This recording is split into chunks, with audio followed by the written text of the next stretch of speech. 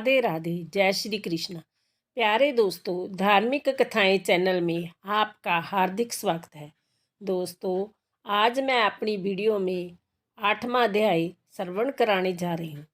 कार्तिक मास में प्रातःकाल ब्रह्मा मुहूर्त में उठे, नहाने वाले जल में गंगा जल डालकर स्नान करें और कार्तिक महात्म सुने। घर के मुख्य द्वार पर दीपक जलाए और फिर भगवान विष्णु की पूजा करें।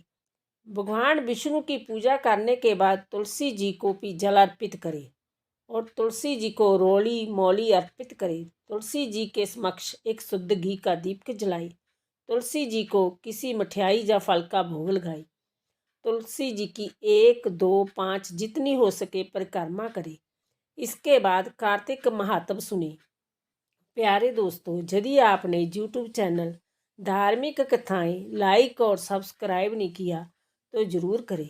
बेल आइकन दबाना ना भूलें ताकि आने वाली सभी वीडियोज की जानकारी आपको सबसे पहले हो सके। वीडियो को पूरी सुने। सुनने के बाद कमेंट बॉक्स में जय विष्णु भगवान की लिखना ना भूलें।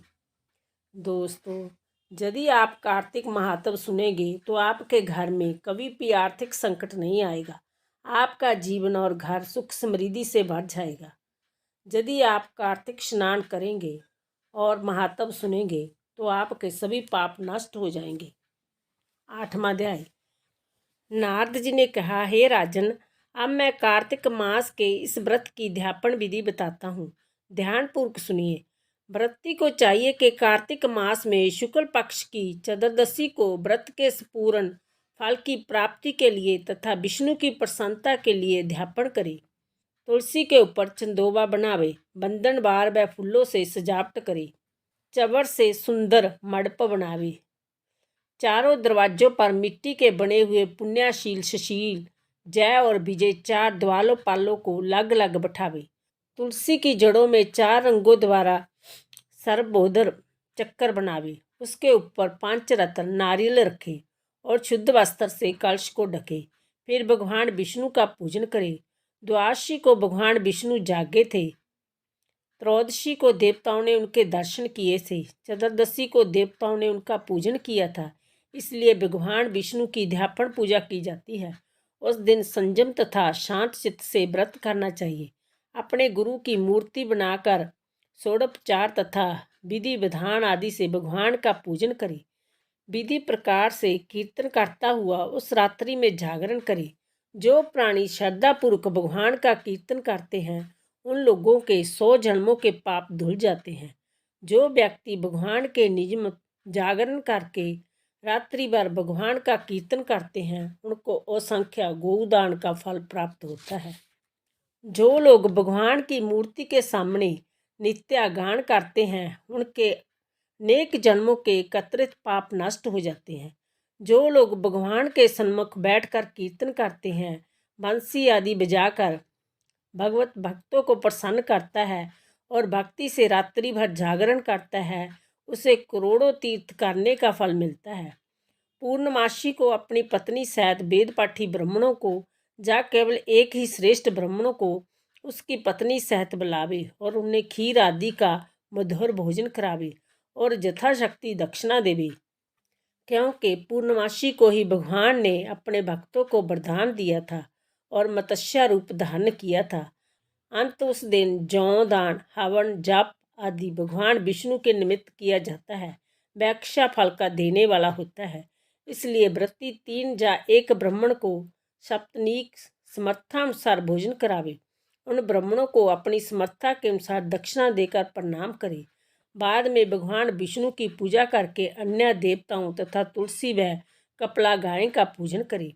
व्रत की कथा सुनाने वाले गुरु व प्रोक्त ब्राह्मणों को वस्त्र भूषण आदि से पूजन करके उनसे क्षमा प्रार्थना करे। प्रार्थना के मंत्र का अर्थ जय है। आप सब लोगों की अनुकंपा से मुझ पर भगवान सदा प्रसन्न रहे। इस व्रत को करने से मेरे 7 जन्मों के किए हुए पाप नष्ट हो जाएं और मेरी संतान चिरंजीवी हो। इस पूजा के द्वारा मेरी सभी इच्छाएं पूर्ण हो। मेरी मृत्यु होने के बाद मुझे अतिशय दुर्लभ विष्णु लोक प्राप्त हो। व्रत करने वाला इस प्रकार ब्राह्मणों से क्षमा की प्रार्थना करे और उनको प्रसन्न करके विदा करे। पूजा की सारी वस्तुओं के साथ गाय भी गुरु को दान में दे। पश्चात घर वाले और मित्रों के साथ स्वयं भोजन करे। कार्तिक और माघ मास के अध्यापन के नियम इसी प्रकार बतलाए गए हैं। इस तरीके से जो प्राणी कार्तिक मास का व्रत और अध्यापन करता है वह पाप रहित होकर मन वांछित कामनाओं को प्राप्त करता है। बोलो विष्णु भगवान की जय। श्री कमल नेत्र कटी पतंबर अदर मुरली गिरधरम मुकुट कुंडल करल कुटिया साबरे राधे भरम कुल जमुना धेनु आगे शकल गोपियों के मनहरम पीत वस्त्र गरुड़ वाहन चरण सुख नित सागरम कार्तिकेल कलोल निश दिन कुंज भवन अजागरम अचर अमर अडोल निश्चा पुरुषोत्तम अपरापारम दीननाथ दयाल गिरधर कंश हिरना कुशहरम गल फूल माल विशाल लोचन दिक् सुंदर केशवम बंशीधर वसुदेव शय्या बलिशलो हरि भावनम जल डूबते गजराखलीनो लंकोशेओ रावणम सत दीप नव खंड 14 पवन किने राम जी एक पलम द्रौपदा जी की लाज लखी कहाँ लो उपमा करम दीनानाथ दयाल पूर्ण करुणा मैं करुणा करम कबीरत दास विलास निश दिन नाम जपत नट नागरम प्रथम गुरु जी के चरण बंद्यो जाशो ज्ञान प्रकाश तम आदि विष्णु जगाद ब्रह्मा सेवते शिव शंकरम प्रथम गुरु जी के चरण बंद्यो जाशो ज्ञान प्रकाश तम आदि विष्णु जगाद ब्रह्मा सेवते शिव शंकरम श्री कृष्ण केशव जदुपतितम श्री राम रघुबर राम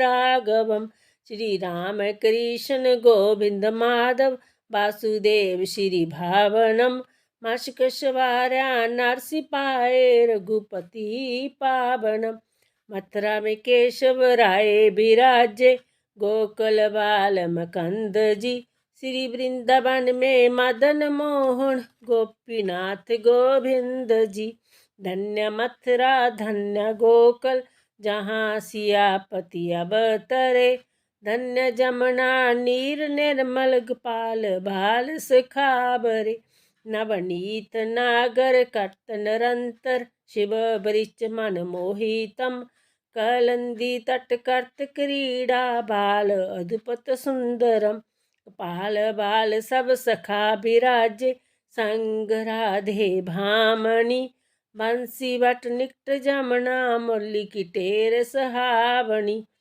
भजराग वेश रघुवंश उत्तम परम राजकुमार जी सीता के पति भक्तन की गति जगत प्राण आधार जी जनिक राजा पनिक राखी धनुष बाण चढ़ामहि सतीत सीता नाम जाके श्री रामचंद्र प्रणाम भई जन्म मथुरा खेल गोक नंद के हरि नंदनम बालीला पतित पावन वासुदेव वसुदेवकम श्री कृष्ण कलिमल हरन झाके झोपजे हरिचन्नी को भक्ति अपनी देव माधव देव स्वामी भवसागर के तरने को जगन्नाथ जगदीश स्वामी श्री बद्रीनाथ बशंबरम द्वारिका के नाथ सियापति केशव प्रणाम हम श्री कृष्ण अष्टपदी पढ़त निश दिन विष्णु लोग संगाशतम गुरु रामानंदनी रामानंद स्वामी कविदत्त दास समापतम। बोलो विष्णु भगवान की जय। बोलो लक्ष्मी माता की जय।